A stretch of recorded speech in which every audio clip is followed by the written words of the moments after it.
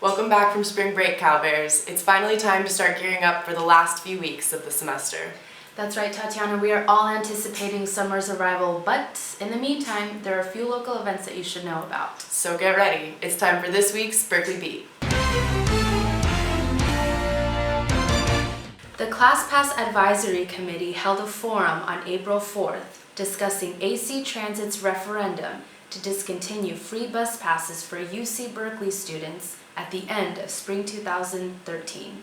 The ClassPass is one of the most valuable student resources, providing unlimited rides on AC Transit and Bear Transit and supporting thousands of students on their trip to and from campus.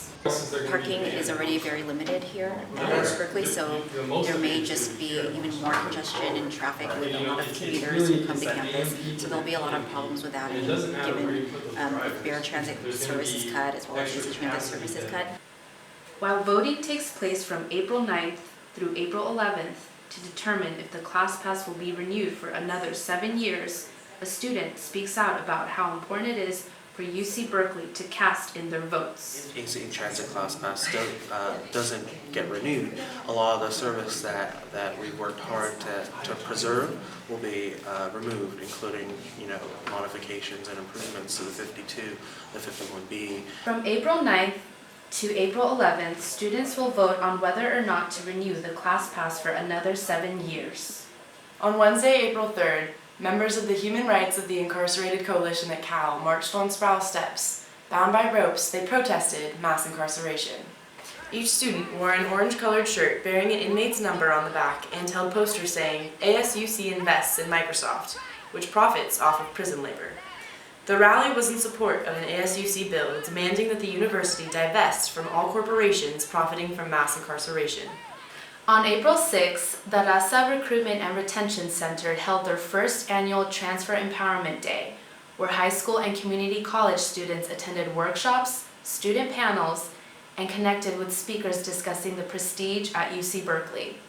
Graduating seniors shared their experiences as transfer students and how important it is to communicate the multiple resources Cal offers. We're also trying to get students to feel like they have the resources at their community college so that when they come to Berkeley, they will be more prepared, or when they transfer to really any community college in the future. It's the whole transitioning process as well from community college to a 4-year is something that I feel a lot of students don't anticipate or don't know what to expect. So at least myself, having gone through that, I can provide that aspect to them. And now, Clémence Robineau tells us about a mental health event on campus. Hey fellow bears, I'm standing here in the lobby of Worcester Hall where an anonymous confessions gallery is being held. On April 4th, this gallery was open to the public and focused on the issue of mental health on campus. Anonymous confessions about depression, anxiety, and stress have been printed and displayed on the walls of Worcester lobby and on audio recordings available at various stations. This is the first confessions gallery set up by the Office of the President of the ASUC in the hopes of building a stronger community to face this issue head-on while learning from anonymous experiences. I'm Clémence Robineau, reporting for CalTV News. Thanks, girls. Now back to you in the studio. Thank you, Clémence. Speaking of mental health, on April 7th, community members gathered for the second annual UC Berkeley Suicide Prevention Walk.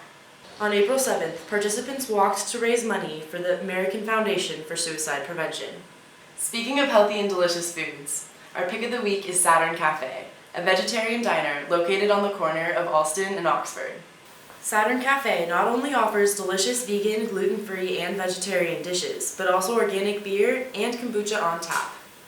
Well, that's it for this week's Berkeley Beat. I'm Daniela and Messarina. And I'm Tatiana McPartland. Make sure to keep watching CalTV all week long.